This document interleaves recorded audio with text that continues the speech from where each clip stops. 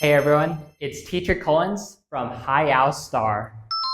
In today's video, we will learn some new vocabulary about some animals. The first animal we have is dog, dog, cat, cat, bird, bird, and rabbit, rabbit. What is it? It's a dog. Dog. What is it? It's a cat. Cat. What is it? It's a bird. Bird. What is it? It's a rabbit.